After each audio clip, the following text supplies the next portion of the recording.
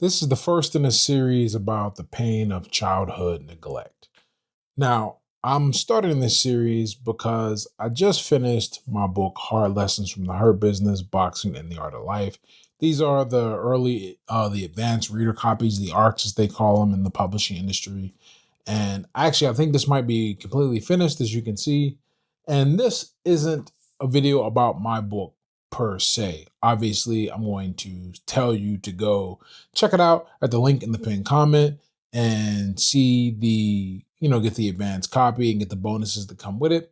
But when I was writing this book, I did some research because even though it is a memoir about my life and a narrative of the things I went through leading through boxing and how I got into boxing from my rough childhood, I wanted to do some research and I wanted to see who else was out there talking about this stuff from my background and had similar experiences. And I discovered this cat named Adam B. Coleman. We actually followed each other on Twitter for a little while, and his YouTube channel is Wrong Speak. Recommend you go check it out. I'll tag that in the description. But he wrote this book, No Children Are the Children We Left Behind.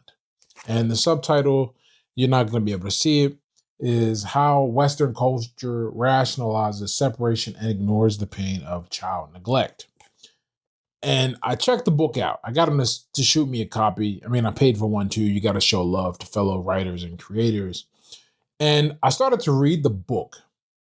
And the book is similar to the content I create, which is this narrative driven content, based on experiences, but backed up with research.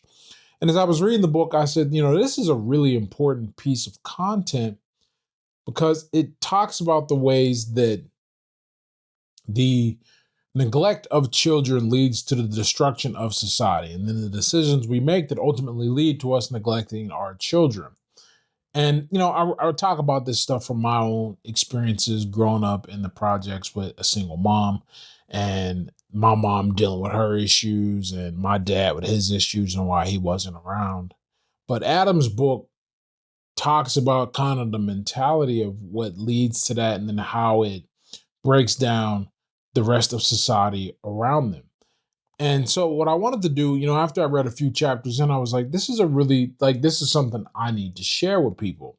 So I'm going to kind of do a breakdown chapter by chapter. And this video is a breakdown of the points he makes in the first chapter. Actually, if I'm remembering right, let me check my notes. It's the breakdown of the second chapter. I ignored the first because the first chapter is really just a series of questions he's asking to set up the rest of the book. But in the first chapter, he talks about one of the main anchoring stories in the first chapter is of that guy. Let me see if I can find his name. The homeless dude who was attacked on the subway. Yeah, Jordan Neely. Some of you guys remember this story. Jordan Neely was that crazy homeless dude who was choked out by Daniel Penny. That I think he was a former Marine, and the story made news because they went charged Penny with like manslaughter, and he eventually beat the case, and everyone wanted to make it like this racially charged thing. When the reality is, it's got nothing to do with race. Look, I've only been to New York City like twice, and I'm a big black dude, and I got harassed. So if I look like the kind of dude that you don't want to harass, I'm like 6'1", anywhere between 215 and 230, depending on my level of training and fitness at the time. Never fat, never looked like an easy target, but I definitely don't like the guy you want to start some shit with. I don't know if I carry like a thuggish demeanor or anything like that, but if those guys are willing to bother me, I feel sorry for all the other like smaller people who get harassed. And I guess this guy was tired of it, choked the dude out. But he brings up that story in the context of the first chapter, and he dives into Jordan Neely's backstory. Jordan Neely is the homeless dude. And it turns out Jordan Neely lived this life of complete disregard and neglect starting from an early age. His mother was killed very early on in an abusive relationship. The exact words, the violence from his stepfather escalated to the point of murdering Jordan Neely's mother, Christine Neely, by strangulation. Strangulation is a real serious, up close way to kill somebody. I think I mean, stabbing is just as up close. You get stabbed, somebody really had it out for you. At least in the United States, I know things are a bit differently in other countries where they got stricter gun laws, and it's not as easy to get your hands on a firearm. But if somebody like strangles you, that's serious, and that happened. When he was 14 years old, and not only did the cat strangle his mom, stuffed her in a suitcase and dropped her off at a Hudson River Highway. That's going to be traumatizing. And then he gets bounced around the foster care system, being abused in different homes until he aged out of the foster care system. So we already got this broken child who ends up ultimately becoming this addict and this blight on society. And I thought that was an interesting story to start with because, one of the things he says earlier on in the chapter is that, happy, well adjusted adults don't go around victimizing other people. And that's something we don't really think about, but think about it. Very rarely, if ever, violent crime does not enter the minds of people who are well adjusted and in their own in a good mental space. They're not dealing with a lot of trauma and a lot of issues. And he goes in to talk about the drug use and the early sexual activity, early and frequent sexual activity of girls and both boys, and then leading to children out of wedlock or prostitution. And I won't even say children out of wedlock because that's not, in this day and age, wedlock doesn't really mean what it meant. But more specifically, and I think relevant to our story in this instance, are the children born into homes where there won't be love and homes where there won't be any stability because the parents themselves didn't really want to be together, or they were just filling a void left by their parents, and they're not in a position to raise this child. One of them, maybe both of them, doesn't even want the kid, and the cycle perpetuates, the cycle continues. He talks about the drug use, and that really hit hard to me because one of the things I realized early on, I used to be the dude that made fun of fat people.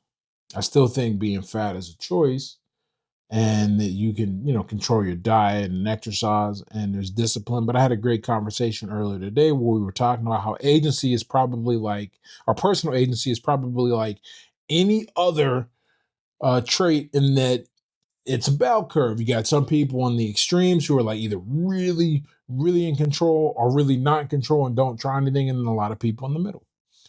But I used to be that dude that made fun of fat people. And then I learned something about that show, My 600-Pound Life. I don't remember if I saw a clip. I think it was one of those clips floating around on the internet where the girl said, she let herself get that way. She started eating like that because she was sexually abused as a kid.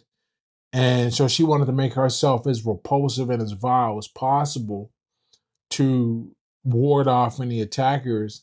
And that the food also gave her comfort from like the only time she ever felt love from her mom, which is when she ate. And that completely changed my perspective. I don't, I still think you should work out and take care of yourself, but you're not gonna catch me saying a bad word about anybody who's overweight, because I don't really know what they're going through. It's really the same thing with drugs and alcohol. I know from my own issues with alcohol that a lot of times when you see an addict, you're seeing somebody who figured out how to cope with something at some point and they never learned another way, whether it was early or late in their life, they never learned another way. And these substances, for whatever reason, some of it being neurochemical, some of it being just psychoactive, other parts just being how they affect your psychology, they become addicted. They become addicted to the good feeling. They become addicted to the distraction and dissociation from reality.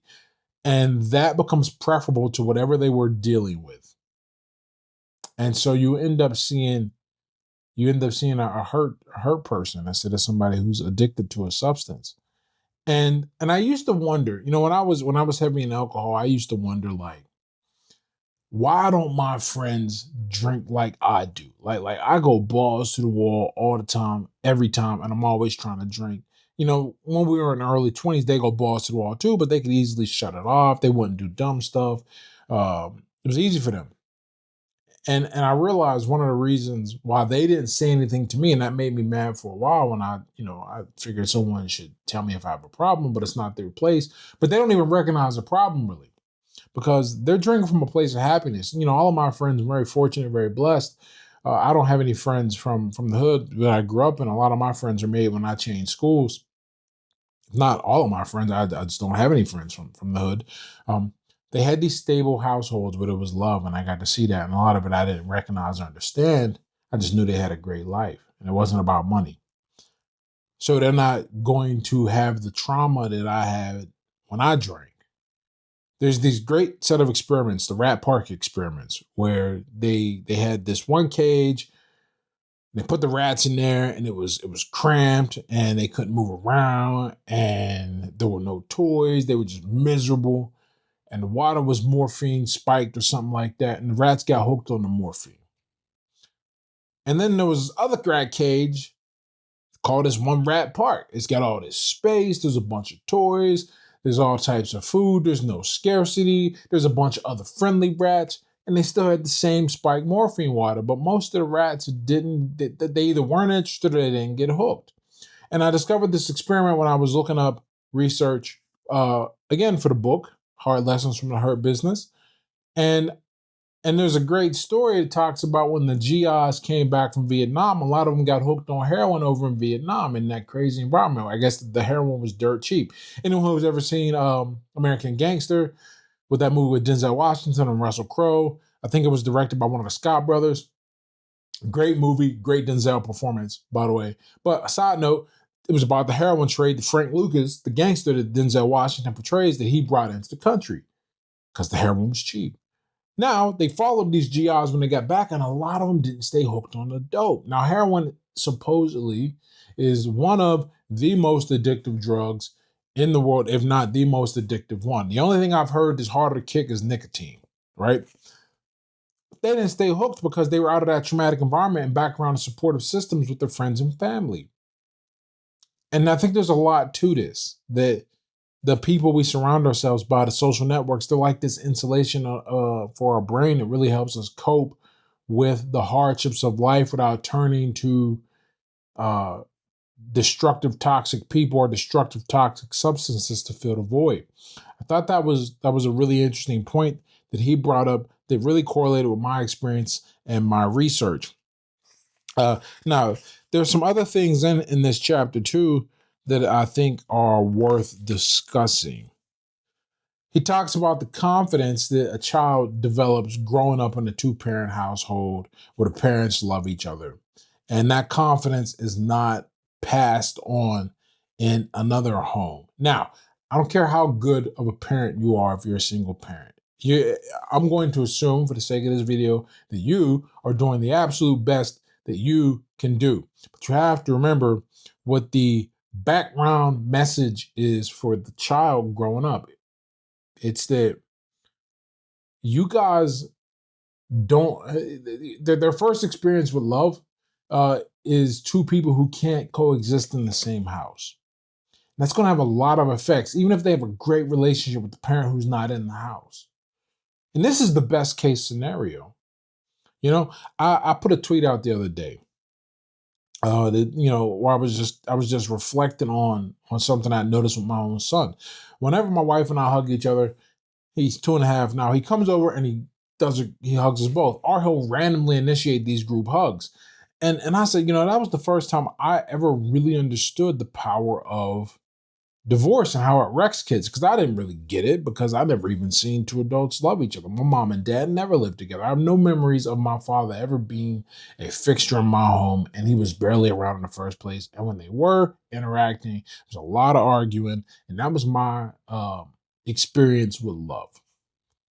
And love is a really strong foundation for kids because it lets them be confident. We talk a lot about in our house about building this confident attachment to where, like, he's like, here's my people, but I'm gonna go off here and be courageous because I know my people got my back. He doesn't quite say it like that, but he knows that if something goes wrong, he can run and daddy will pick him up or mommy will pick him up. And we're together, and he experiences love through our love for each other, and that builds his confidence up. But kids who are in these homes where they don't want to be, or rather in these homes where they're not really wanted, that's a big deal, and that's a thing that's missing, and that's why that gap is so easy to manipulate and fill with drugs, with crime, with gangs, with guys just trying to get an easy nut from a girl who's a little wayward and doesn't have any strong role models back home. And it's not even about role models, actually. Let me correct that. It's about getting that experience, that confidence that comes from interacting with adults who love you and who protect you and let you develop the confidence in yourself, because you can be a little risky, you can play, you can make mistakes, but they love you. They are there to embrace you when you make a mistake.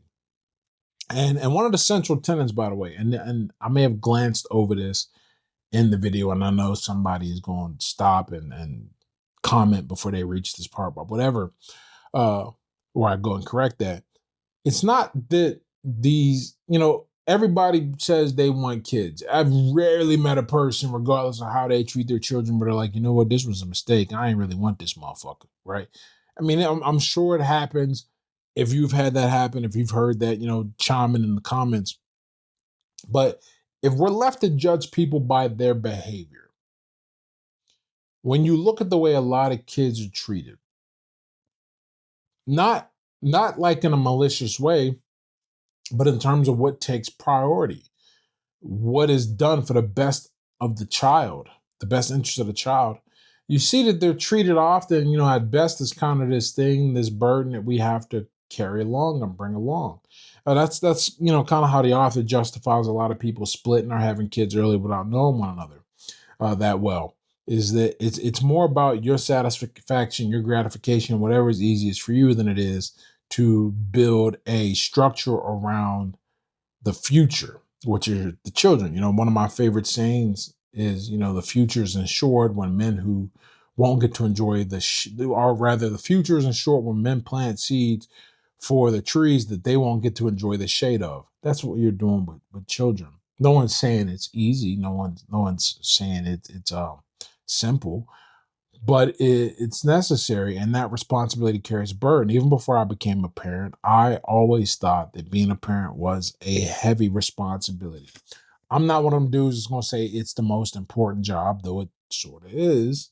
But there are other things that are just as important to keep the society going. So don't take this as me saying, if you ain't got kids, you're a piece of shit. Like, nah, man, the kids ain't for everybody. And that's kind of the author's point, which is, why have kids if you're not ready to have kids, if you don't want kids? But to do that, to make sure you follow through with it, that's a level of responsibility.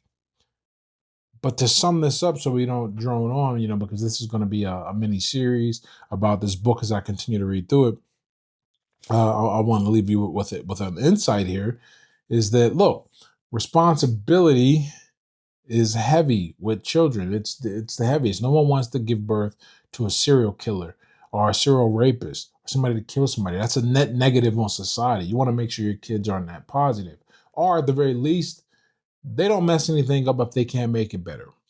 And that starts with not neglecting your children in any way, shape, or form, and making decisions that support a strong, healthy household for your children. This is part one of this series. I'm going to continue to break down this book because I think he makes a lot of great points. And as I learned in this first video for this series, that I'm going to end up going off on some tangents related to some of the stuff I read. I got my notes down here, but I hardly got through half of them for this chapter. So I highly recommend you check it out. I will put the link in the description for this book. I'll also put a link to the pre-order page for my book, Hard Lessons from the Hurt Business. I would love if you check it out. If you enjoy my work, you'll get a lot out of it. Reading that memoir, I put a lot of energy and time into it. And this again is The Children We Left Behind. Strongly recommend this book. A must read for anybody who is a parent or who is considering becoming a parent or is just curious about the state of the world and would like to figure it out and better understand it. On that note, I'll catch you in the next video, whether that's part of this series or something else I got planned off on the side.